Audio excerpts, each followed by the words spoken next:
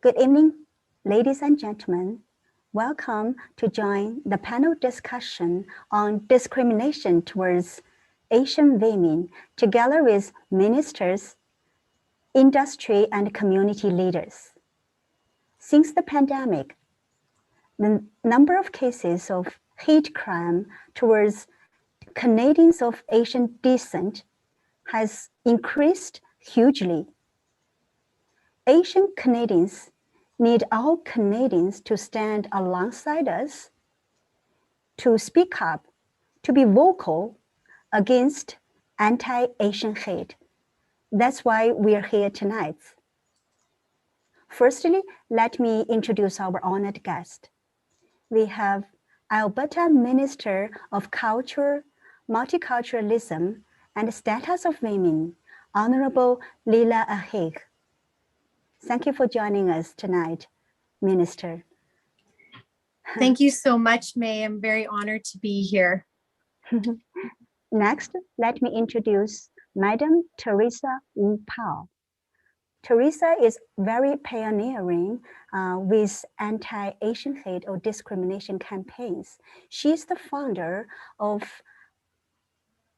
Act to End Racism Canadian Network, founder of Asian Heritage Foundation, and founder of Act to End Act Chinese Canadians Together. We are honored to have her today, and I think many of you know her well as our minister. And next, we also have Professor Xiaobei Chen. Dr. Chen is very honored. We are very honored to have her as the professor from University of Carleton and Associate Dean of the Department of Anthropology and Sociology at University of Carleton, as well as the chairperson for the Canadian Association of Sociology Study. Professor Xiaobei Chen has a lot of publications, research works towards anti-racism. Thank you for joining us. We are also honored and very excited always to have Dr. Sally Zhao, President and CEO of the Immigrant Education Society. And Dr. Sally always highly is a great advocate for anti-discrimination, whatever campaigns and efforts. And she always have the Immigrant of Education Society members to join us. And thank you for doing that, Professor. Thank you, We're Megan. honored to have, thank you. I'm also very pleased to have Mr. Saul Zia. Mr. Saul Zia. Mr. Zia is the president of the Calgary Hotel Association, a huge sponsor to us. We are planning for live events towards the end of September during the Alberta Culture Days. Minister, we will see you by then. Okay, we first, after the introduction, let's welcome Minister of Culture, Multiculturalism, and Status of Women, Honorable Lila Ahig, to do the land acknowledgement for us. Thank you so much, May. And I just want to say how beautiful it is to see so many people that I love deeply on this wonderful opportunity to talk about this very important issue. Also, happy Asian Heritage Month. This is a marvelous opportunity for us to elevate our cultures and our various backgrounds.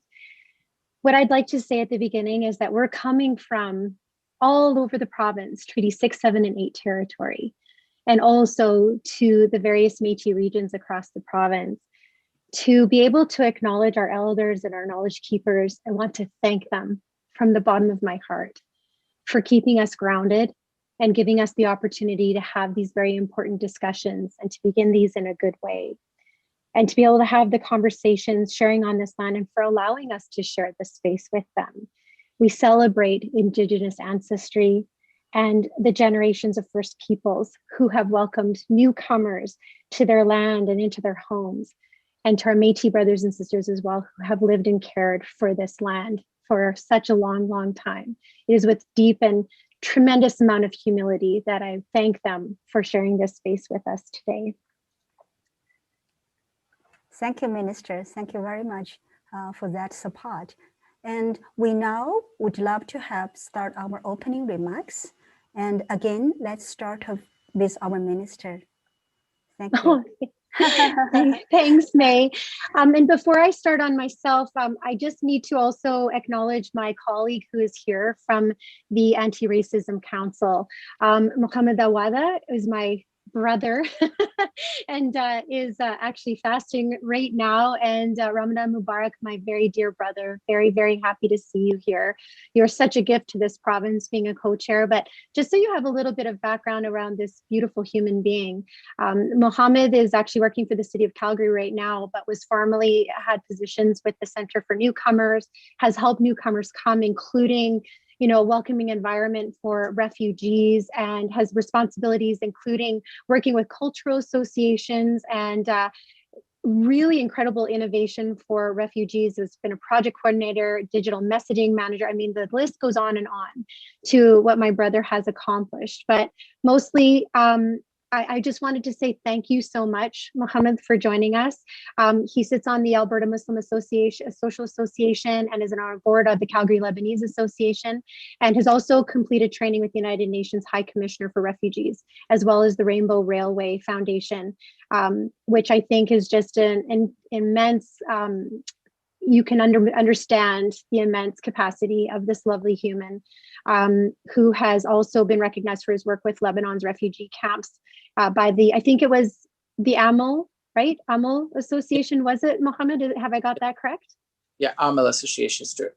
And you've received certificates from the Calgary Arab Festival acknowledging your contributions. So can I turn it over to you just for a second to say hello, and then I'll go back to my opening remarks.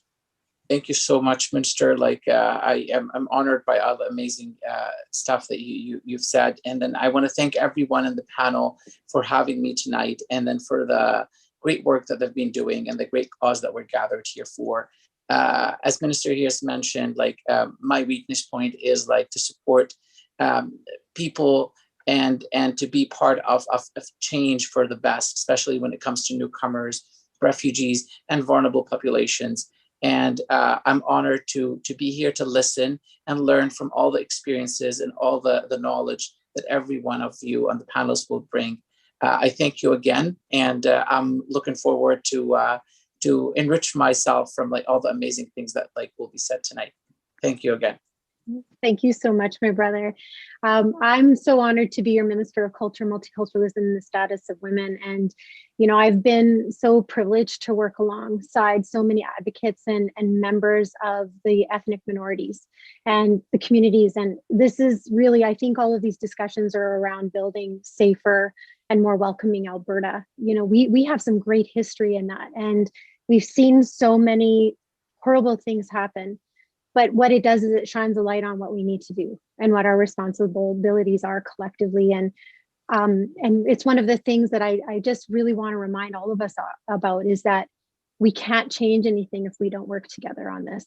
And if we're not always collectively wondering about how we can make things better. And from the Building Bridges Against Racism solidarity rallies to the Chinatown Walking Club, we're finding really amazing ways to support each other. And with this momentum, I really think we're on the right path to building stronger and more inclusive communities, because the goal will always need to be and has to be that nobody should ever have to experience fear, violence, or discrimination. So May, I just want to take a moment to thank you, my darling friend. You are such an immensely important person to me personally, but just the work that you have done. I've known you for so long now, and I feel like you're part of my family. And to your beautiful daughter, and your community leadership during this pandemic, you've just done such incredible work. I've been able to participate in many of the events that you've put forward, and in fighting the fight for anti-Asian hate in Alberta. Last year, I don't know if you are all aware, but they received the Alberta Northern Lights Volunteer Award for founding the COVID-19 volunteer group, which encourages teens to connect with each other and give back to their communities. So thank you so much. Remember that racism and hatred is verbal, it's physical, it's an attack on every single one of us. It's an attack on diversity, it's an attack on rights, and it's an attack on your freedoms.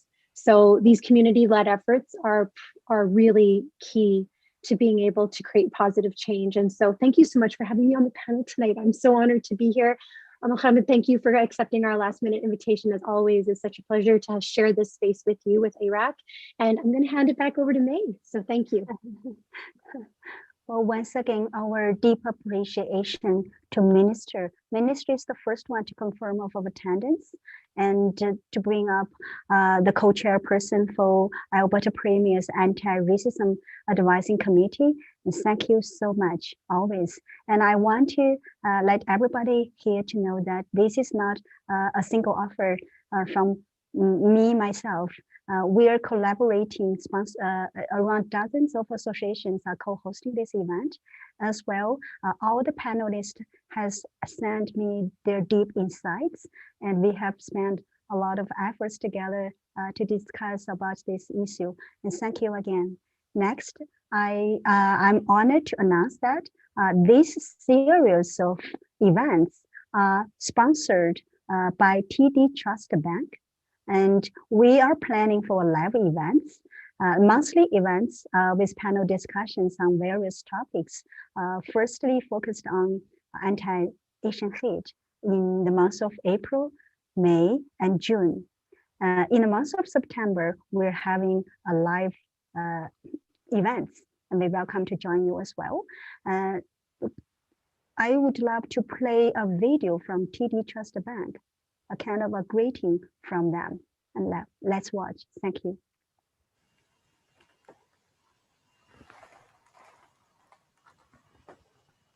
Hello everyone, my name is Vancy Chiu. I'm the branch manager for TD Chinatown branch in Calgary. TD is very proud to sponsor this evening events. We stand united with all Asian community, and we're working to combat anti-Asian racism, both within our organization and in our communities. We recently held a virtual town hall addressing anti-Asian racism for all TD employees, focused on creating a safe place for Asian colleagues and allies across the organization. Through this forum, colleagues could share their feelings about hate crimes in the community and about having difficult conversation with colleagues on this topic. It was also an opportunity to highlight what community members and allies can do to educate themselves and lead change. At TD, we recognize that our diversity is one of our greatest strengths, and we have been a strong supporter of Asian customers, colleagues, and communities for many years. Thank you for letting TD be part of this event today, and we're looking forward to this important discussion. Thank you. Oh, thank you, TD, for being our legacy sponsor.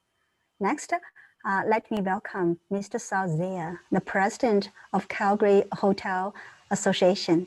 Thank you for generously sponsor us our venue in our coming September live events. Now we welcome Mr. Saul Zia.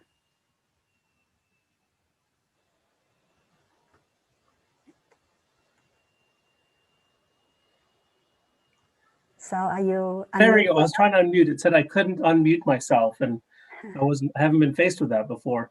Thanks, May. I just wanted to acknowledge everyone on the panel here, but especially May. So I know May, not through my day job, but her and I serve on a number of boards, a number of associations that serve the community, and that's how I know May. But in my day job, I do lead the Hotel Association, and Calgary's hotels, this may become as a surprise or not, represent a highly racialized workforce. So 2/3 pre-pandemic, we were in the middle of a pandemic, and the hotels are horribly battered by the impact to tourism. But prior to the pandemic, 2/3 of Calgary's hotels were employed by people who identify themselves from racialized communities that we have throughout the city. So when May approached me around sponsoring fall events live, which we will coordinate at hotels, so happy to do that, but here we are on Zoom. We will absolutely be involved with partnering and sponsoring, and we do represent thousands of workers and many of them are women of Asian heritage. I'm going to be perfectly honest with you in terms of the numbers. And during the pandemic, there have been sadly so many instances of women working in categories like food and beverage and housekeeping that I've had to endure what I would call incidents of hate. And so when May asked me to participate, I jumped at it, just like Minister here and Mohammed as well. And this sort of came last minute. I can't stay for too long, but I did want to acknowledge that the work that's being done here and the panelists is very important. Thank you. Thank you, sir. Thank you. It's also like a last minute call, but I'm really glad to have so many honored guests and friends from various communities and industries to join us tonight to talk about this issue. It's time for us, for me to deliver to our moderator of the panel discussion. Let me introduce everyone, Ms. Karen Tang, a very active community organizer doing wonderful community projects, and also City of Edmonton City Councilor candidates of 2021. Now let's welcome Karen. Thank you. Thank you so much, May, and so nice to see everyone. Very nice to see Leela, Teresa, Xiaobei, and Sally. And so, I think it's very fitting almost that, we're holding this event following on the heels of Mother's Day because we are shedding some particular spotlight on women. So for the next, around 25 minutes or so, we're running a bit behind on time. So if you see me, I'm kind of like politely cutting you off. It's just simply because we got to move on. I'm going to just introduce a format a little bit. So for the next 25 minutes or so, we're going to have around 3 questions. First, just leveling, the building a shared understanding of what exactly are we talking about tonight. And then I want to kind of hear from each of you in your field or sector, what are you doing in this particular space? And then finally end around a bit of resources to share with everyone tonight. And we're going to aim to come close a panel segment around 7:45. And in the meantime, everyone, if you have any questions, please do write them in the chat. Your questions will be visible to the hosts and co-hosts, and then we're going to have a chance to go through all of them in the Q&A section. And I will acknowledge, I'm mindful, Minister, here you're here until 8 o'clock, so we'll certainly prioritize those questions directed to you. Okay, so if we can start from a bit of a definition, we're talking about anti-Asian hate and discrimination. So from each of your perspective, what does that look like for Asian women? And how is it different from other forms of discrimination, say against other racial communities? So maybe let's start with the minister. Thank you so much, Karen. Thanks for moderating. I think that this is very personal for me, as you can well imagine, but there is an incredible reason to look individually at what happens in racism with all different cultures and backgrounds. And I think that people assume that when you've made, apologies, like for example, for the Chinese head tax or the Japanese internment camps, that you're done and that you've moved on from there. But what we've realized, and what was really interesting is the light that's been shone on, I don't know how much in the public Asian hate was and how pervasive it was, but it became so obvious during COVID. And this hidden epidemic of racism just had this huge spotlight shone on it. And as terrible as that may be, I'm actually very grateful to know what is going on and what is smoldering underneath, because the only way that you can look at things and take a policy perspective is to understand truly what's happening, because we hear anecdotally what's going on. But the other thing that I wanted to bring to, and I know I don't want to go on for too long because I want to hear from the other panelists as well too, but you hear about something called the model minority, right? And this piece of it, I think, is probably one of the most difficult things to talk about, because we're talking about stereotypes. And it succeeds because what it does is it puts people into boxes and does not allow us to step outside of that space. And when you're thinking about the Asian Canadians that have succeeded, the hardworking, amazing, well-educated, intelligent, people in this province, the country, it just, those things are beautiful. And you would think that stereotypes will be a positive thing, but the problem is that stereotypes will erase the individuality and the complexity that happens. And there's a couple of things that we're working on with specifics to that. But one thing we realized, I was looking at some of the numbers in Vancouver, right, which is the gateway to Asia. The increase in Asian hate in Vancouver has increased 717% in the last year, just to give you some idea of the complexity and what we're dealing with. So I just want to say from a personal level that intention is everything. And if we are intentionally changing the culture, that is something that we have to do collectively together. So thank you for the opportunity.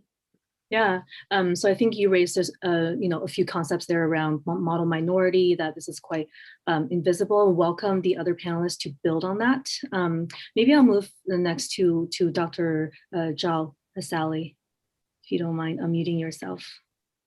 Thank you, Karen. Thank you, May, for this opportunity. I feel so honored to be here. I just want to continue with what Minister mentioned about model minority, and because of the stereotype of seeing Asian women as quiet, submissive and passive sometimes. But whenever Asian women are outspoken, are vocal, and sometimes Asian women can be called out, for being abrasive or bossy. But when the same qualities would be praised as assertive and confident, in the counterparts of major groups. So that is one of the discriminations, I think, and also, of course, racism towards Asian women. And also in common, we all know, and there are some, verbal abuse, some physical attacks and harassment, even microaggressions are common among the hate crimes or even discriminations or stereotypes. That is also, Asian women are experiencing the same discriminations. Thank you so much. Mm-hmm. Absolutely. I'm gonna pass it over to Teresa. I want to continue to build on that. Well, thank you very much. Thank you for the organizer for including me today on this very important discussion. So I just get right to it because we don't have a lot of time. So, when you bring together the concept of hatred and discrimination towards Asian women, then we have to talk about the concept of intersectionality. So in this case, the intersectionality of race and gender. So I'll be very brief to cite some highlights from a study from the Asian American Journal of Psychology that examined Asian American women's experience of discrimination. And so this study actually identified 15 types of discrimination, but I will only touch on 6 to help to set the context for our conversation today. So the concept of being exotic, experiences related being exoticized and objectified. So these are historically related to the stereotype of Asian women as exotic geisha girls who possess a special sexuality. And what I would like to point out is that my daughter, who's a professional musician, and she's actually a concert master. Last year, someone actually, a very important person, pulled her aside and asked her, what does it feel like to be the exotic one? So this did not happen in the past, it happens today. So we are also perceived as not the leader. So we are perceived as the worker bees. We are actually submissive, and we do not actually possess leadership qualities. So this is it goes to our communication style, some of our cultural norms and practices that actually help to actually sustain some of that kind of stereotype. Again, highlighting on this perception that we are submissive. Experiences where participants are considered submissive, passive, quiet, expected to be agreeable. We are not, we are taught not to speak up. We are taught not to stand up for ourselves. And so then people actually think that they can take advantage of us. So the other is that we are cute and small. So expectation put on the participant about how they should or should not look. So people think that we are small in stature, so that and think that we are vulnerable, and we can be easy prey. So we also perceived to be invisible. We are taught to be quiet. We do not draw attention to ourselves, and so don't complain, including don't seek justice. So and so we perpetuate that invisibility, and we also perceived to be surface workers. So that also intersect with class. So we are perceived to be, submissive, and we are of the lower level gendered job. So there's a class element to this as well. So I don't know whether you're keeping track of my time. So yeah, I was gonna jump in right there. I think you've covered so much. Certainly I feel like I personally have probably experienced every single one of those at some point in my life. And I think it's fitting that, you were kind of talking about a study, academic study, and I'm gonna turn over to Professor Chen, and maybe you can kind of shed some of your perspectives and insights. Thank you. First, I want to say that it's always special to attend the event in Alberta, because I did my postdoc at the University of Alberta about 20 years ago. So it's always good to come home, even though it's sort of virtual coming back.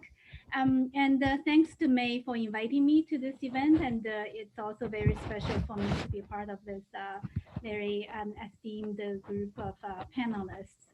I think a lot of great comments have already been made by the guests and the three panelists before me. I think I'll just maybe reinforce a few aspects. One is about the intersectionality of racism, the fact that anti-racism is not it's not just about race, it's also about class, and it's also about gender. In fact, anti-Asian racism is intertwined with the particular ways of sexualizing about Asian women, a particular way of fetishizing of Asian women's bodies, stigmatization of the work they do in massage parlors or sex work, and also exploitation of the care work and service work.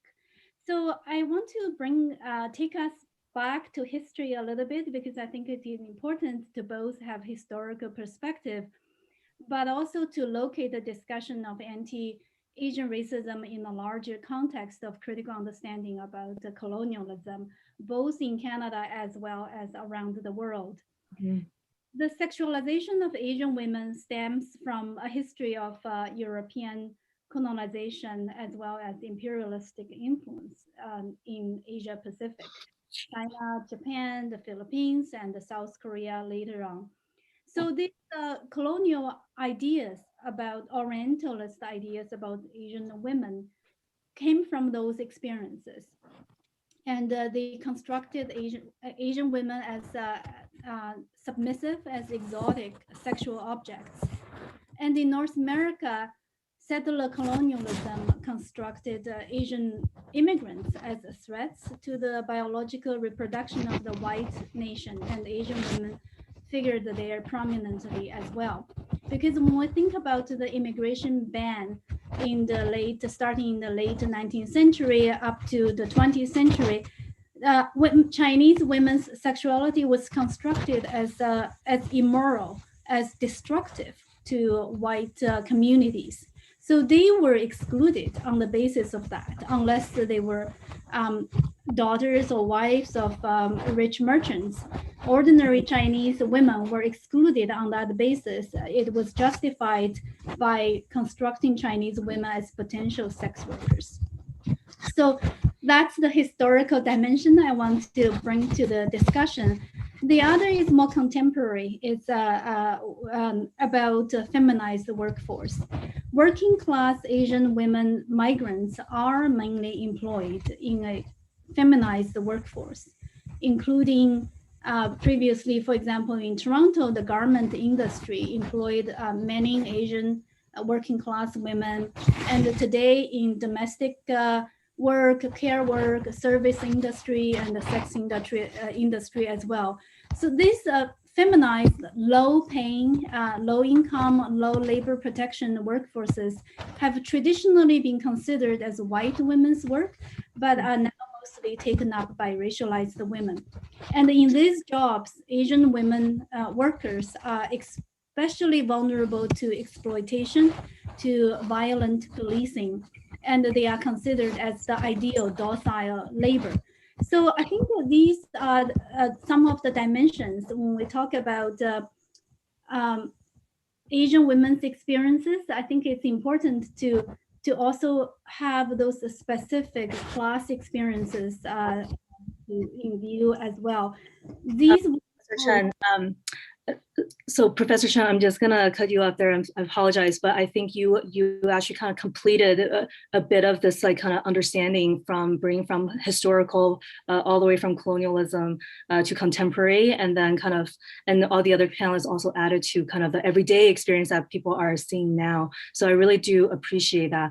I want to kind of dig into a little bit of here is what's been happening. And it's not just a one-time thing, it's been happening for a very long time. What should people be doing? What should the government, what should community sector, what should academia, what should we, how can we take action? And I want to turn this over to the minister first. In fact, when we were planning this panel, I think top of everyone's mind is, can you tell us what is our current government, your government doing that's addressing anti-Asian hate specifically towards women? We know that politicians and government play a major role. We've seen how they can fuel anti-Asian hate. And I think you started to get into that a little bit in your opening. So if you can talk about it in terms of whether it's standards or policies that is happening. Yeah, no, I appreciate that. And I just wanted to, I'll start off just by rounding out the discussion around the meek and submissive. One thing I want to say and be very clear about, the conflation of kindness with weakness has to end. And because people are kind and loving and giving and charitable, that cannot be conflated with weakness ever, or size, or, and I think that plays actually into what you're talking about in terms of community awareness. To be truthful, some of the things that I'm hearing from you, all of you, the panel, I'm so grateful to be part of this panel. I've learned so much in the last 10 minutes, just even about what happens in Asian communities and Chinese communities. Like, these are incredibly important pieces that have to be reflected in how we move forward, and how it is that we look at that lens on policy. So first of all, you were talking about policing, for example, and filing a complaint and investigating hate crimes and hate incidents. And so we have to make sure that, especially for new Canadians, that they feel confident to do that. If you think about people who are escaping other countries or potentially coming from places where it's untrustworthy, one of the things we have to make sure that they do is that they have access to supports right away to be able to help if they're disclosing what's happening, what's going on. But what's really important, one of the things that we're working on right now is the Police Act. And there's a deep dive into the Police Act specifically around racism. It's imperative. It's one of the things that it's going to bring out a lot of very important and complex issues with respect to how the cultural sensitivities of various cultures, and also how we're dealing with that, and how is it that we engage with those communities to make sure that they feel safe, to tell us about how they've engaged with the even frontline workers, whether that's health. If you look at Indigenous women in particular as well too, in the health situation, there's so much that needs to be discussed. And then the other thing is that with the Alberta Hate Crimes Committee website, which is Stop Hate AB, this is helping us to document. One of the things, and I wanted to thank Teresa for this. She's really been an advocate in terms of metrics and data, and making sure that those things are available, because if we don't have the metrics and the data and the academia behind it in order to help create policy around how it is that we perpetuate appropriate behavior, whether that's in police systems or others, and to talk about not only the intersectionality but systemic racism within all of these places. And I I've never been more grateful to be on a panel than I am today, to hear some of the stories in the backgrounds and some of the things. Teresa, I had no idea that the word exotic had been used in that mechanism. That word has been used in my family for forever. And I'd never seen it in the perspective that you brought forward. And to your daughter, please let her know that those of us who are Asian women are going to stand beside her and everybody else, so that they're acknowledged for their capacity and the great work that they're doing, and not because they're exotic. I'm so grateful for this education today, and knowing that is very helpful in understanding how we go forward with policy. So thank you for allowing me to participate. Thank you, Leela. Since you mentioned Teresa, maybe I'll turn it over to Teresa. If you can talk a little bit about, I mean, you're doing so much, of course, in the community sector, but also, you know, if you can touch on some of the things that the minister mentioned around hate crime in those regards, that'll be really helpful as well. Okay, so well, as the ACT Foundation, which was formed in 2017 with the aim to enhance leadership, but also build community capacity and also furthering racial equality education. We've tried to provide support to the community, you know, as some anti-Asian hate start to increase and escalate. But what we also learned very quickly was that our community is not well versed on the issue of discrimination and racism. Our community is not ready to report. Our community needs to be educated. Our community needs to be supported. Our community needs to be empowered. So what we did was we first actually developed resource materials to help to our community to understand what constitutes discrimination, what is racism, and some of the ways that they can actually respond as a target. They can respond as a bystander. What can seniors who cannot speak English, how can they respond when they are being targeted? How can young people in a school setting respond to a racist act? So we try to provide that kind of resources to the community. In 12 months, the Act to End Racism that was formed actually within 3 weeks in April 2020, we actually had 11 community partnership initiatives in 12 months, including public awareness campaign, including conducting a research survey that's happening right now that I hope all of you would help to let people know, to actually have a better understanding on the experience of Asian Canadians with racism and why is it they don't report. So in the preliminary finding, 90% of the people who experience racism chose not to report because 80% of them actually believe nothing can be done. So I think those are kind of things that we are actually doing so that we could actually tell the better story and provide some data and also empower our community and support our community.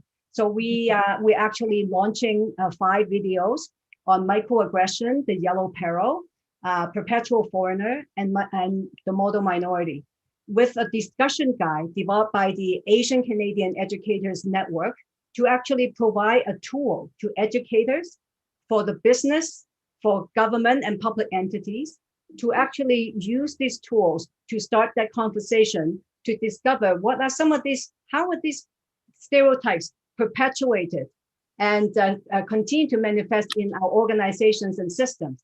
And what is it that people need to do to actually dismantle those barriers and practices?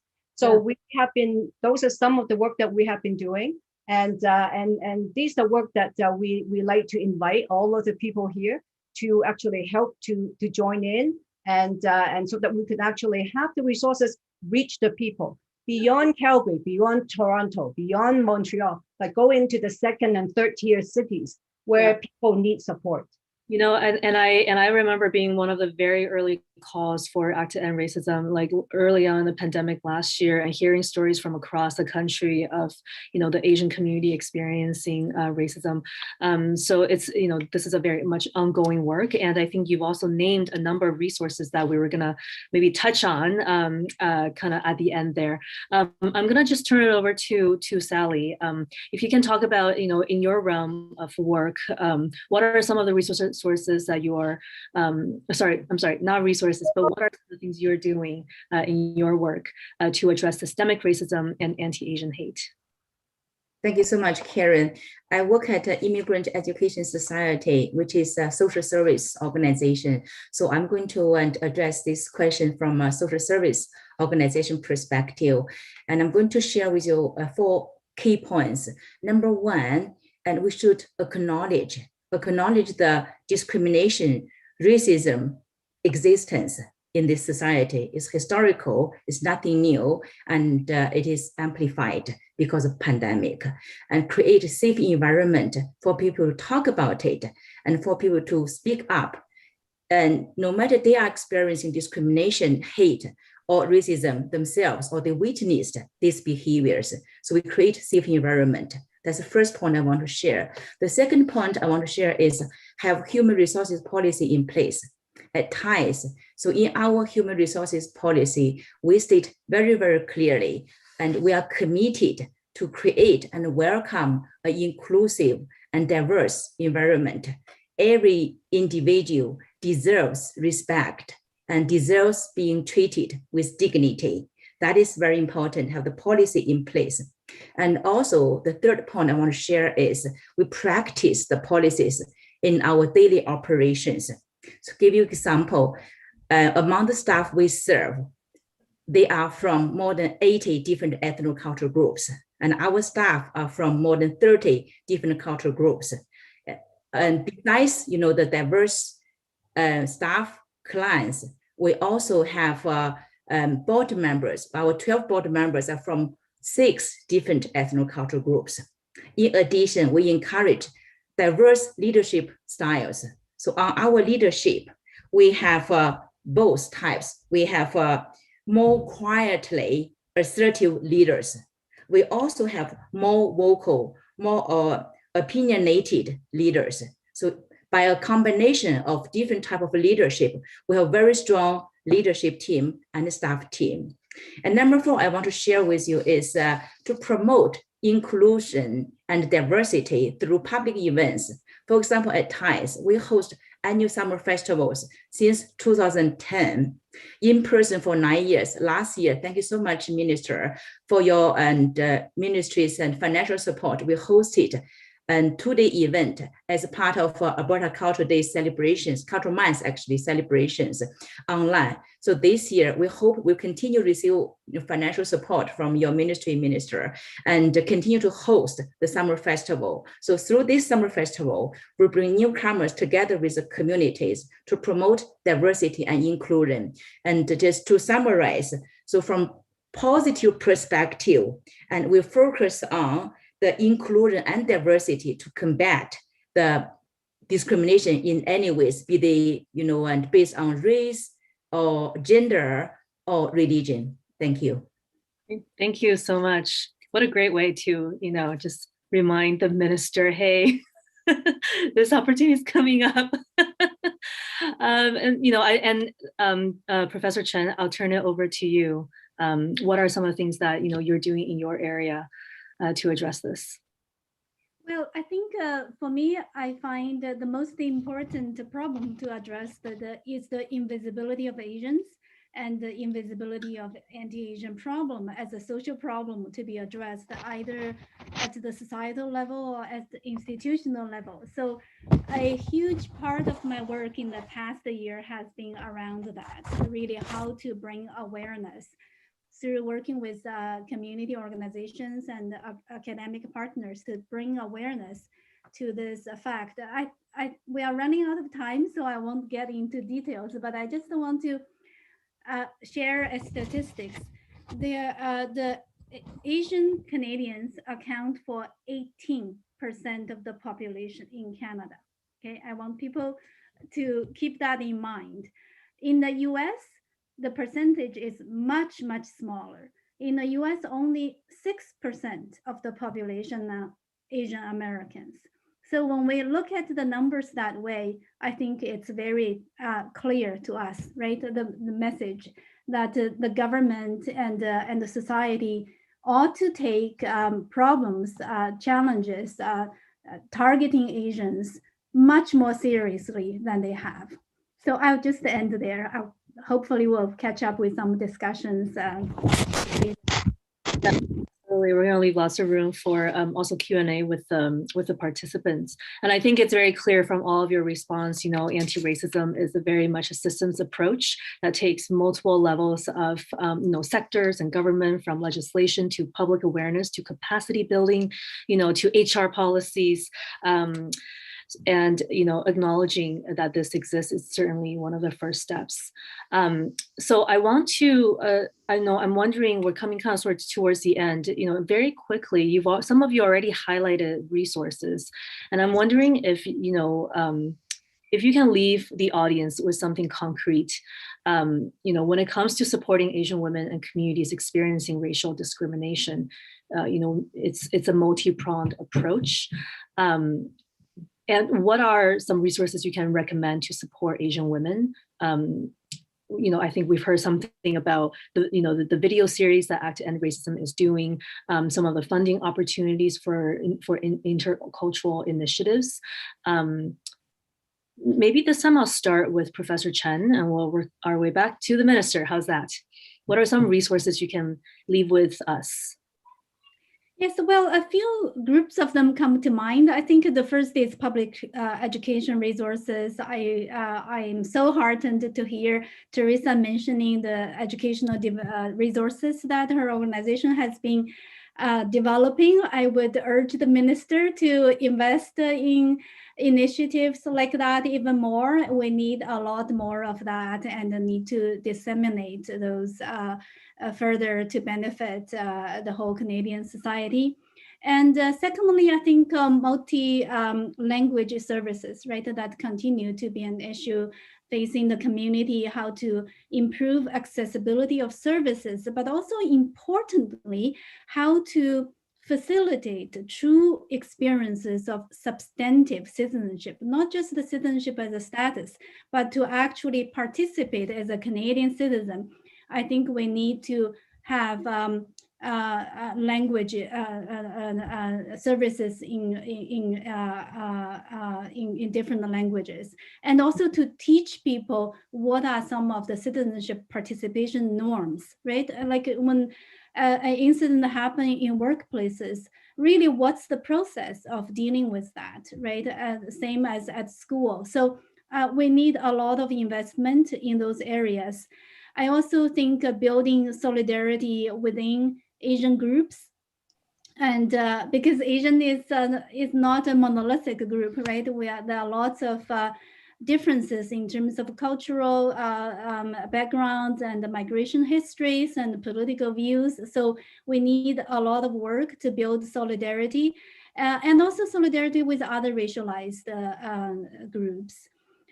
Similarly, I feel that often when we talk about anti-racism, it's like many other discussions, it tend to be preoccupied with professional middle-class people's interests. So I think I would like to urge attention given to working class Asians as well. I think, as I mentioned earlier, we know that Indigenous peoples, Blacks and Asian working class Asians are overrepresented in service industries and in some other industries vulnerable to exploitation. So I think better services, better pay, better labor protection will benefit everybody, including Asians. That's excellent, and particularly when women make up the majority of the minimum wage workers. So thank you for highlighting that intersectionality between class, race, and gender. I'm gonna turn over to you, Teresa. I've already highlighted some of the ones that you've already talked about, and maybe we'll share that link, Jean, if you can, in the chat with the video series. Oh, you're on mute. You're on mute. Okay, am I okay now? Yeah. Okay, so maybe I'll just highlight two things, given the time. I'd just like to echo everything that Professor Chen has said. So two things from the ACT Foundation that we're doing, because I know that some of the young people especially are asking, what is it that we can do to increase the representation of Asian Canadian women in leadership roles and at the decision-making table? So in response to that, the ACT Foundation actually have a leadership program. And so it is we have two programs within this leadership advancement initiative. One is we actually have an Aspire to Act a leadership training program. It is a culture and identity focused leadership program that really critically examine and reflect our place in Canadian society and look at our citizenship, look at our history as a people in this country, and encourage leadership development in civic leadership. And second is we organize a Chinese Canadian Leader Summit. And the first one was in 2019. It was held in Calgary. So the 2021 one would be in June, and it will be virtual. And there will be 4 half days bringing together Chinese Canadians and policymakers from across the country to talk about underrepresentation of Chinese Canadians in leadership roles and examine ways that we can work collaboratively to change the numbers, to change the current state. So those are some of the things that the ACT Foundation is offering to the community to look at how we can actually have a voice in our institutions, in our system, and we can be agents of change. Yeah, that's wonderful. I think I missed your first one back in 2019, so I'm looking forward to this one. Okay, Sally, Dr. Zhao, please. Yes, as Teresa mentioned, it is very important to educate and provide resources to empower the Asians or any other racial groups who might be experiencing discrimination, or hate crimes, to speak up, to stand for themselves, to protect themselves. I want to mention the other side, and the other side is without denying the existence of hate crime, discrimination, or racism, I still want to believe most Canadians are kind in heart. So the education piece is very important. Education to mainstream to the major group. So I think we are in the process of putting together we found this gap here, putting together some education pieces. Maybe offline I can talk to Teresa as well to educate the mainstream or the local people and to fill this cultural gap, because a lot of times the discrimination, the stereotypes are from unknown or unfamiliar with certain cultures. So I think, of course, the hate crimes need to be punished, deserve to be punished by law, by regulations. But from social service organization perspective, I do want to focus on the positive measures to help the major group to learn about the other cultures. So for them to get familiar, to know that, so the trust relationship will be built, because the discrimination and racism is not beneficial to anyone. It's hurting the people who are discriminated. It's also hurting the people who are discriminating other people, because all of us want to live in a harmonious society, right? And with discrimination and racism, the harmonious society is gone. So I just want to say we need to stand in solidarity to combat racism and discrimination together. Absolutely. I think solidarity, interculturalism, very important. Lastly, but not least, Minister here, if you can offer some resources, but also end with your closing remarks, a very brief closing remark. You bet, Karen. I'll try. Sorry, give me a microphone and watch out. So a couple of different things. I just wanted to hit on some of the important points that all of the panelists had mentioned. And let me start first with the consultation and multi-language. In the legislature, especially in our office, we've made it absolutely imperative, especially with COVID information, that it went out in minimum of 8 languages, including Mandarin and Cantonese. So it was imperative because we knew so many new Canadians are coming in. They were scared. Many of us, our families live in multi-generational families, and especially because so many of them are frontline workers, to be able to have that piece of reaching out in the community and engaging at that level was imperative piece of what our job was, to make sure that that information, but that's not just there. We're in sexual assault, our Sexual Violence Awareness Month as well too. And to just bring up that as well too, the one line is celebrating, I don't know if that's the right word, but its 2nd year, which is in 200 languages, which is a talk, text and chat line. And it's about sexual assault violence and domestic violence and family violence, but it also talks. There are places to be able to speak about racism, because racism is a metric that we can measure. And it's absolutely imperative that we're measuring that metric in order to understand what policy needs to look like in order to reflect that. And all of you who are on this call are heroes, because you are giving our little girls is somebody to look up to. You are the representation. And everybody else you influence, man, woman, otherwise gender fluid, are represented by the people in this space and who you reach out to. Every piece of strength, every step you take, every path that is forwarded by all of us collectively gives space for our little girls, especially our little girls in this particular situation, to be able to look up to somebody who is strong and resilient, kind and compassionate, and demand what is necessary in order to move forward. And I'll also bring up, on the side of what Sally was talking about, I would suggest, Sally, you talked about Culture Days. Just so you know, Sally, Culture Days has been expanded for asking for the grants until May 15th. So please, please, please make sure you share this. It's one of the most integral parts of my ministry, is to be able to engage with the community so that they're having access to the grants. Because similar about accessing other support, our communities don't always know how to access these grants. So it's really imperative that we are making sure that they can access those grants. And Teresa, I would highly recommend that you even approach for the MIG grant. That's the Multiculturalism, Inclusion and Indigenous grant, for what you're trying to do, because that is about building capacity in communities. And that's exactly what we're trying to accomplish. You already do such an amazing job, but I think it might be able to help you to forward the work that you're also doing. Culture Days. The other thing is too, is we've been flinging open the legislature. Unfortunately, with COVID, we've had to go virtual, but there are so many things to celebrate. So many things. Right now, we're going to be doing iftar on Wednesday. Please join us. This is a celebration with our Islamic and Muslim brothers and sisters to break their fast of a month of reflection and kindness and love and joy. This is a beautiful opportunity, just like we do with, the autumn festivals or moon festivals or Chinese New Year. To be able to bring food, color, perspective, the incredible tapestry that has been woven by so many of us to the forefront, that education piece. You can solve so many things sitting across from each other over a beautiful plate of food, more than you can in any other way. And I would really, really like to thank everyone who participates in that, because truly at the heart of it, and I would agree with Sally, people want to be good, they want to understand, but we all have to get rid of our unconscious bias. We have to acknowledge that it exists. And we also have to understand that right now we are in the biggest chance of our lifetimes for a culture shift. And that culture shift will only happen with the momentum that is coming from many of the organizations that you're talking about, but by also truly believing that people can change, by believing that they have the capacity to be able to do that. So I will close with that. Oh, the last thing I'd like to say, Karen, is that Dr. Chen was talking about how 18% of Canadians are Asian. In Alberta, we're 20% are Asian descent.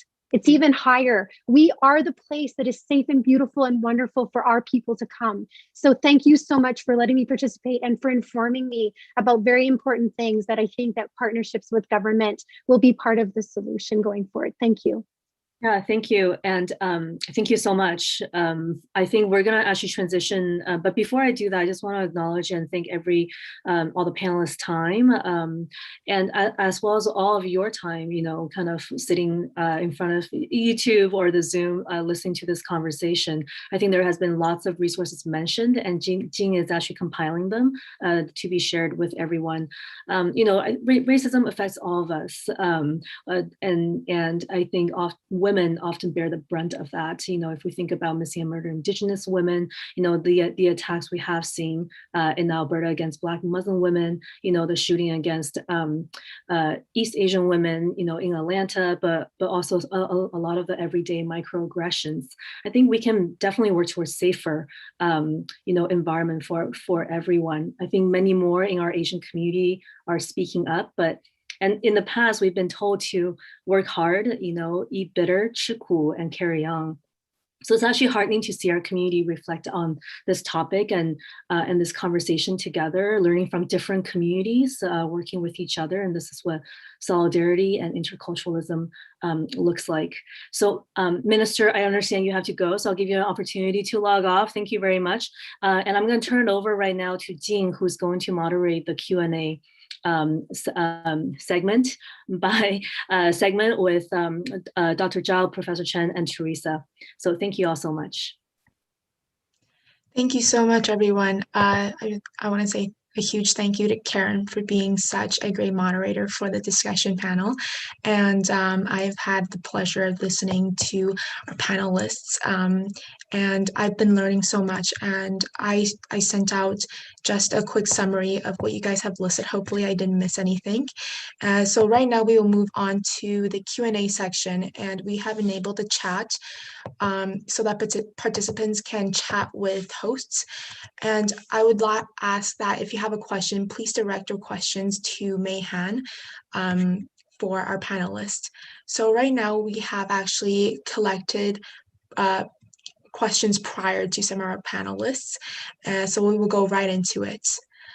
So my first one is for Dr. Chen. As a Chinese Canadian youth born and raised in Canada, how would you suggest that we create a cultural identity that we incorporate and pay respect to both aspects of our identities? How do you suggest as youth that we survive and become resilient in our experiences of racism without internalizing it? Thank you. Thank you. That's a great question. It's also something that I've thought a lot about, both as a scholar who has taught this in these areas for many years, but also who has a daughter who just turned 14. So I think I would like to see the second generation Chinese Canadians to really take ownership of the space for carving out your own identity. Your traditional culture, your mom and dad's cultural backgrounds, that's valuable. You know, I came from China. That was my culture for a long time, and it still is to a large extent. I cherish that. But I feel you need to decide for yourself how you relate to that, right? The culture doesn't own you. You decide your relationship with the cultural background, what to take, what not to take, on what terms, right? So I think often when we talk about the cultural heritage, that feels too heavy. It's the expectation of the ancestors and the older generations on you to carry this torch on and so on. I don't think that that's realistic, and I don't think that's just personally, I don't think that's necessarily good either. On the other hand, you also live in Canadian society, right? So you experience this mainstream culture who constantly pull you in directions that is quite different from perhaps your family would suggest in some ways, not in everything, but in a lot of different things. I think there are also times that the mainstream culture will make you feel that the problem is what's wrong with your traditional culture, right? And I think that's where you need to stand on your own, to not to let that narrative take over your life, right? To realize that in this society, Canada is a beautiful country. I love this country. I feel so happy that I have my family, my own life here. But there are some negative things in this society. There's no utopia anywhere. However, in Canadian society, we have political rights. We have freedom of speech to talk about these things like tonight.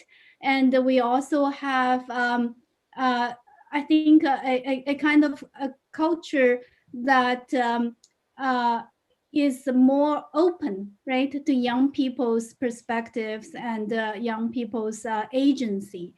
So take charge of that journey for yourself. I would like to see that second generation Chinese Canadians, like many other second generations, to really actively push for that space for articulating who you are culturally, politically, and otherwise. Really, who you are. You have a unique position, and it's up to you to be the kind of person to have the kind of identity you want to have. Thank you so much, Dr. Chen. And I think it's really important that you emphasized that youth are kind of the leaders of tomorrow, and then we have to take charge of our own. My friend Faith and I, and a couple of others, have actually started a video project for Asian Heritage Month. And we are recruiting youth across Canada to kind of submit and share their opinions and their encounters with racism. And I can definitely send the details in the chat if everyone's interested. But I think it's very important to get more youth to talk about this, because it is kind of our job to keep on doing the work that you guys are doing. It's really important to have leaders like everyone here to kind of inspire others and engage others. I was wondering if the Dr. Zhao and Ms. Wu Pao have any comments on this question. I just want to echo and what Dr. Chen mentioned. She captured very, very nicely. And I want to add one more point. I think it is challenging and also advantage of having both cultures, right? So, and you have the cultures and from your blood and also, from citizenship perspective, and to embrace it. I think, and the combination of both, and no matter what, and that is the beauty of, and of both cultures, as Dr. Chen mentioned, and you taking charge and you decide, whichever direction you go, but whatever your decision is, that is the beauty of having both cultures, in one individual. So, and I do see, a lot of values and for young people to take in charge and to participate, to lead, and a lot of community events in the future. Thank you. Thank you so much, Dr. Zhao. Well, it is a very important subject. So, so I'm glad that we have more and more people thinking about this issue. That a lot of thoughts and writing have been done on this subject in the 80s, and is now coming back. Because I think in order for us to be strong Canadians, to be leaders, we have to know who we are. And so and in a multicultural society, multiracial society, having a strong sense of identities is critical. And that's why the leadership program that ACCT have developed is an opportunity for the participant to reflect on our cultural identity, to actually look at our social identity as a minority within the Canadian context. We have a multiculturalism policy that would be celebrating its 50th anniversary. But when I counted the 250 public agencies at the public level, at the federal level, 250 in Alberta, 250 agencies in British Columbia, 250 in Ontario, you do not see a Chinese name for every 25 organizations. And we are underrepresented in the nonprofit, in the business sector, and in public agencies. So why is it that we are so intelligent? We have benefited from a lot of things that Canada, as a wonderful country, have to offer, and yet we continue to be excluded at the decision-making table. So I think it is time for us to look at who we are and where are we situated, and are we claiming our equal citizenship, and are we critically examining how our culture is not being valued, not being included in our curriculum, not being included and valued in our workplaces, that we constantly have to hide who we are. When we have to hide who we are, can we truly be ourselves and be strong? And so I think those are the questions that you're asking. These are all the right questions that all of you are asking for us to continue to examine. But it is a diligent work. And it takes public and community and family support for us to have this kind of conversation. Thank you, Ms. Wu Pao. I think that's really important to emphasize that it's up to us to take actions, and we see that right now. We are all speaking up and highlighting this issue, and hopefully we are able to work together to resolve. And I see that Dr. Chen has her hand up. Please comment. Yes, I just want to add to what Sally and Teresa have both eloquently said. And I think it's so important that we recognize how racism is affecting us, right? How it's constraining us, especially the Asian model minority myth. To a large extent, I think we also internalize that, right? A lot of times, at least I think we have taken a huge, gigantic step as a community in the past year. We are now feeling comfortable talking about it, right? Last year at this time, people would not be interested in talking with me about anti-Asian racism, even though it was already happening, right? People say, oh no, we don't want to talk about that, sort of standing against the government. I'm not sure I want to do that, right? So I think we need to, pat our back. We have really progressed quite a lot. So I think that we need to keep on doing that. And I also want to add, this is a bit not completely off topic, but for people who are here, who, either as parents or as young people, I think it's really important to break out of the mode of STEM, right? I think science and technology, computer science, whatever, those disciplines are important, but we absolutely need more Chinese Canadian youth in humanities and in social sciences. And we need more poets, we need more filmmakers, we need more politicians, we need more social workers. We need more lawyers. Those are professions that actually think a lot more about the Canadian society and participate in deliberations about the future of Canadian society. So I feel that that's my plea to fellow Chinese Canadian parents. Like, if your children want to study humanities and the social sciences, please don't stand in the way. Let them explore that. They will do great things in the future. Thank you, Dr. Chen. And yeah, it's really important that we kind of expand our field and pursue our dreams to work together. And I just want to go back and to the point where you said that everyone's more comfortable talking about it in the present, because from my perspective, Asian Heritage Bunch really provided this opportunity that we can express our concerns and discuss with each other. And now that the world is listening, we are able to kind of educate and inspire others to do the same. I want to highlight some terms such as the model minority, as well as bamboo ceiling, that I've gotten familiar with all of these discussions. And by participating and actively engaging in forums, rallies, and just advocating for this issue is really important, which all of us are doing right now. That's really amazing. So we can move on to the next question that was asked to Ms. Wu Pao, and that was kind of touched on before when you talked about your identity, but this question asked, how do we Asian Canadians improve ourselves to amalgamate the Canadian and Asian cultures and to contribute to our Canada with the purpose of reducing discrimination, especially against Asians and Asian women as well? Well, I think first, the reason that I actually founded Asian Heritage Foundation to organize Asian Heritage Month was to facilitate social change. And part of that was, like Dr. Chen said, we want to dispel some of the stereotypes, about that we cannot be writers, we cannot be poets, we cannot be artists, and to claim our equal citizenship.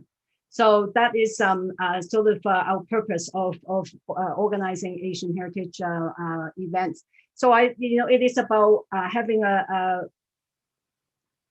I think the confidence to claim our citizenship, that we are equal. Our people have been here since 1788. We have contributed and helped to build this nation. We are nation builders of Canada, and we have contributed in the past, and we continue to contribute. I think it's important that we empower ourselves by claiming our equal citizenship. Now, in the training program that we just piloted in December, we have actually a unit where we spend actually an hour and a half to 2 hours to look at Chineseness within a Canadian context. So we know that, we have to give and take as, bicultural Canadians.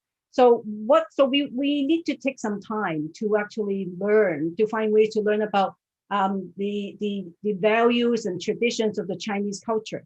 What is it that we could actually incorporate into our daily life, into our work life, into our leadership style? So I think it takes time for us to learn, to reflect, to make choices. But you know what?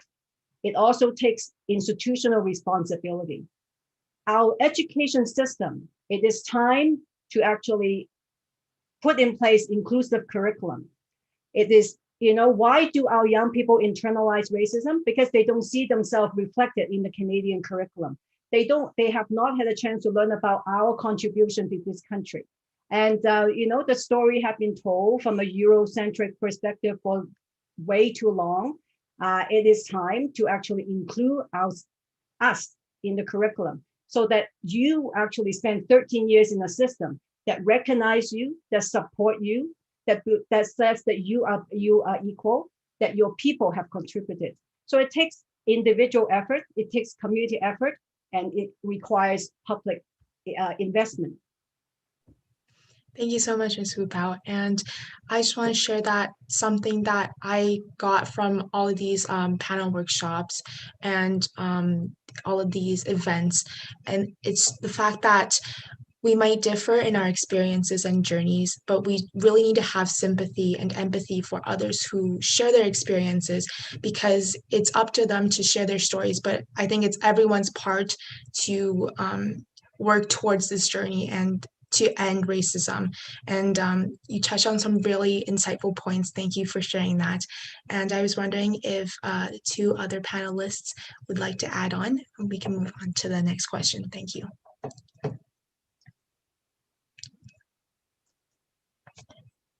Okay, so the next question that we have is for Dr. Sally Zhao. This is especially for they're wondering for the one piece of advice that you would give to someone struggling with their native accents and finally finding it difficult to be proud of it. How do you suggest that we as minority communities can support each other in times of crises and opposition like the present? Thank you.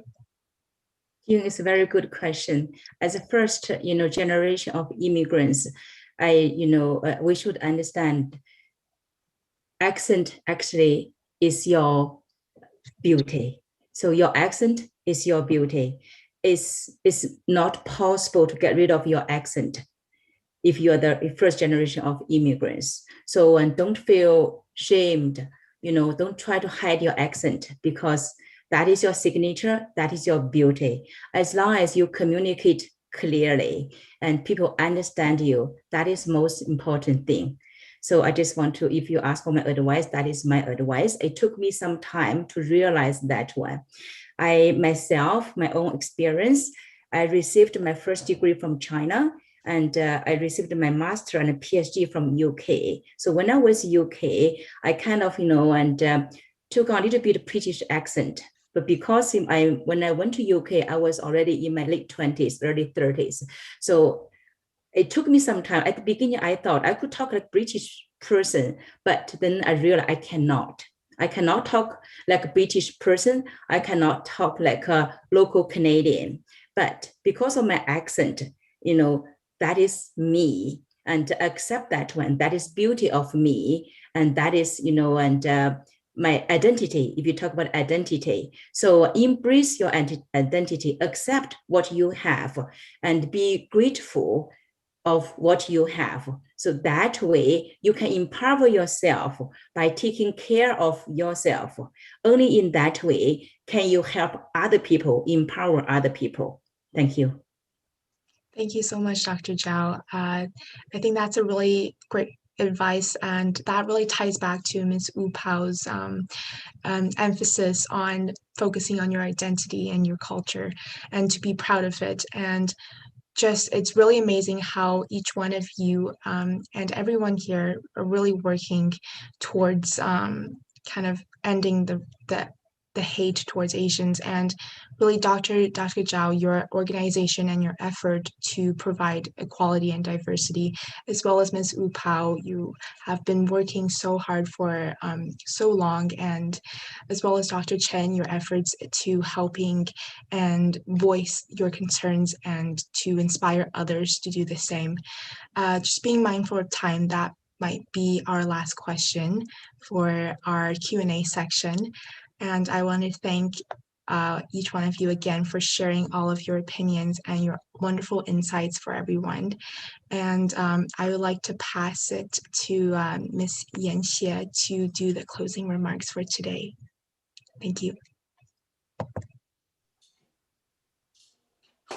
Excellence, ladies and gentlemen, I would like to thank all the wonderful people who spoke tonight. This is an amazing lineup. I am the CEO for CMH newspaper and also the president of ICANN Association. CMH is the only one Mandarin Chinese newspaper in Albert, have more than 10,000 online readers since March in 2020. ICANN is stand for Immigration Community Alberta Network Association. It's one of the largest non-profit Chinese organization with registered more than 2,000 members from Hong Kong, Taiwan, and the mainland of China.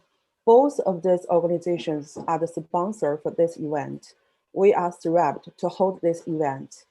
I wish to start by conveying again my sincerely gratitude to our guest speaker, Minister Hong Lei Ahia, Ms. Teresa Wu Po, Dr. Chen, and Dr. Zhao, who joined us tonight. I would also like to thank our moderator, Ms. Karen Tang, and Ms. Jing Hu. All of you taking out of your busy personal and professional schedules means the world to us. Your active participation in this meeting and the willingness to share your knowledge and expertise have been instrumental in identifying and promising areas for the future, turning the suggestion into enduring reality. At last, I particularly appreciate our excellent teams, COVID-19 Young's Tomorrow, ICANN Association, and the CMH, who worked so hard to make this panel successful. Thanks for all of you joining us tonight. Let's looking forward for next panel in June. Thank you again.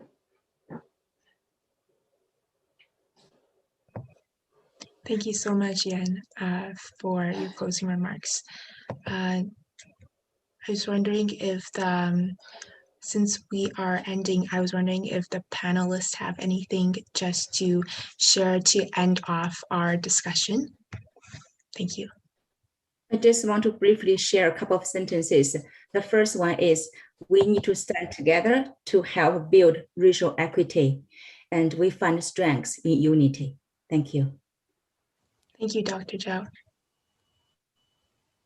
I'd just like to applaud the organizer and all the volunteers for putting this together. And I really appreciate everyone taking time from your busy schedule to participate this evening. Thank you. Thank you, Ms. Upa, for your participation. I also want to say a big thank you to the organizers and to my co-panelists. It was really a pleasure to share this evening with you and to learn so much from you. Thank you, Dr. Zhao, for your insightful discussion. And I would invite Ms. Tang. Yeah. Yeah, Miss. Oh, hi. Just thank you all so much. I just want to say, the issue of leadership came up so much. I feel like I would be remiss if I didn't mention that there is a municipal election coming up this fall, and I think it's an opportunity to leverage that platform as a way to talk about Asian women in leadership. So I just want to highlight that and make sure you ask your questions to and how they support that issue. Thank you, Karen, for your wonderful work in moderating. And I would just like to invite Mayhan to do the closing for tonight. Thank you. Okay, thank you, Jean. Thank you all the wonderful panelists. What a meaningful and insightful discussion we have just had. I hope this is not the ending, in fact. Once again, I want you to know Tomorrow Youth, COVID-19 Tomorrow Youth, Alberta Nathan Lights Award winning youth team, together with Chinese Multicultural Herald newspaper, as well as ICANN Association, together with dozens of associations from across Canada. We are hosting this series in the months of April, May, June, and July. So wait for our further update, please. And towards the ending part, I would love to invite two other very important guests today. Mr. Bill Ye from Toronto. He is the president of the Confederation of Chinese Alumni, which is the umbrella association for more than 60 associations with 20,000 members, registered members. Welcome, Bill. Thank you for joining us again. Yeah, thank you, May, for the invitation. Great, meaningful panel discussion. I learned a lot from the discussion. Confederation of Chinese Alumni Association, IECCA. We sponsored and also start the discrimination faced by Chinese Canadian communities since last year, and we also host 2 sessions last month.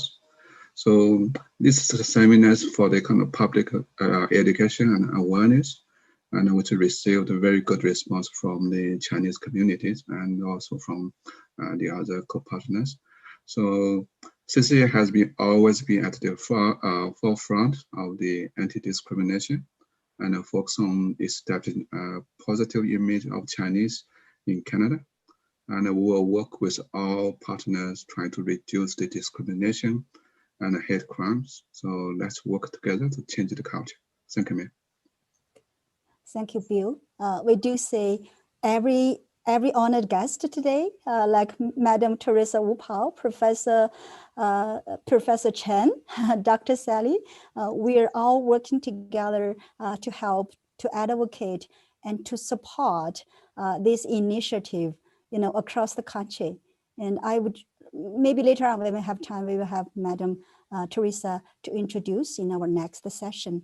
And I would also love to welcome, ladies and gentlemen, Miss Ellie Wang. Dr. Wang is a very strong advocate and a very important member of the Stop Anti-Asian Hate Crimes advocation group from Vancouver. They hosted wonderful events similarly recently. So Doctor, please say something. Thanks, May, and thank you for your introduction. May suggests me to give my speech in 45 seconds, and I know 45 seconds is very, very short. And we all know we have a long way to go in discrimination and the anti-Asian hate crime. I hope we can, being the women and being the Asian women, we better speak loudly and act bravely. Please don't be too timid, and we don't need to be tender. We have already be too much tender, I think, because this is our country and our life. And we only have one, every person I think have only one life today in your one's time. So turn it and take care of yourself. Thank you. Thank you, Doctor. And I also want to acknowledge Miss Sharissa Salis, together with Miss Josephine Pang. They're my kind of my board members and my co-workers at the Calgary Police Service Asian Advisory Board, as well as Calgary Police Service Diverse Team Super Advisory Board members.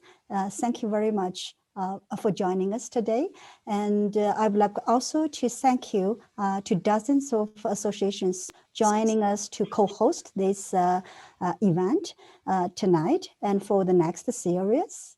And it's very great for every one of us to stand up, to speak up, to be vocal, and to stand alongside all the Canadians of Asian descent against anti-Asian hate. Thank you for joining us today again.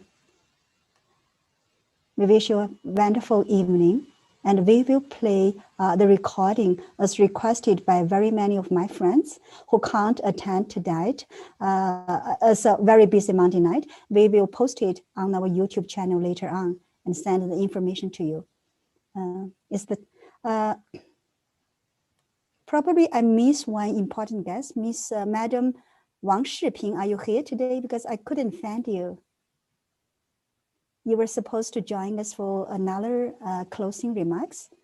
Sorry, if we couldn't find you, next time we will have you to join for the closing. Okay, I think it's time to say goodbye, even though we're reluctant to go. Honorable guests, distinguished panelists, Dr. Sally Zhao, always such a strong support to me and to my initiative, and Professor Chen Xiaobei. I know you have such a busy, and specifically Madam Teresa Wu Pao on Asian Heritage Month. You have so much commitment to do with Asian Heritage Foundation, as well as Act Together Chinese Canadians. And Teresa, if you want to say anything about that event, what we are going to host towards June, you're welcome. Well, thank you. Yes. Well, thank you. I know that it's late. I hope that you'll consider joining the conversation to talk about leadership advancement for Chinese Canadians at the next summit. And also on May the 20th, we have Minister Checker, the only federal deputy minister of Asian descent, a Chinese Canadian, Mr. Daniel Kwan Watson, and also the Chief Commissioner of the Canadian Human Rights Commission. We actually be having a conversation to talk about the yellow peril and model minority, how they are manifested in our systems and organizations. So I hope that you consider joining in on May the 20th. Thank you so much, May. Thank you again. And Professor Chen, I know University of Caltech is hosting a series of events recently. Do you have some other events to announce to let our audiences know? Yes, and actually on May 13th, my colleague, Professor Wang, has organized a panel discussion, and it will feature Senator Wu Pao and Mr. Daniel Kwan Watson as well, and Ms. Chin from CBC Ottawa, and myself.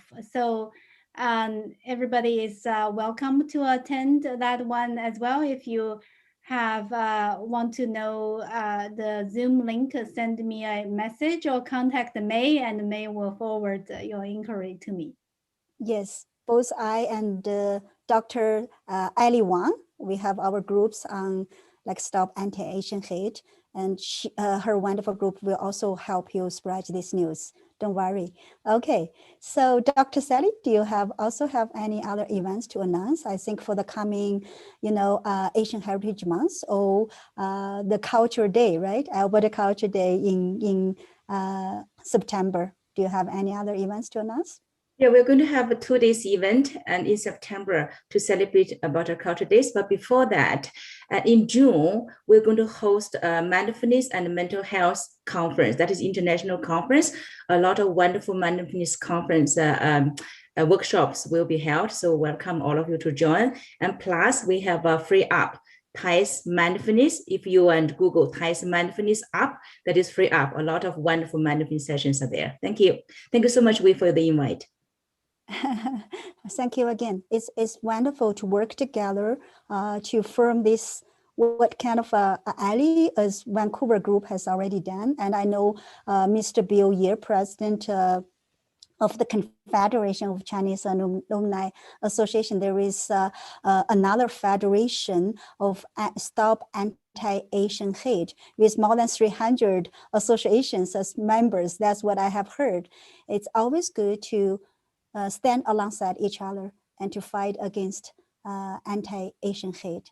Thank you again, everyone, for joining us. We'd like to see you next time. And before you go, please don't forget to scan the QR code at the top right. This is the code for you to join our group. And we will send all the wonderful events. Ms. Tarifa Wu Pao, Dr. Sally Zhao, Professor Chen just mentioned earlier. Okay, see you next time, everyone. Thank you. Thank you.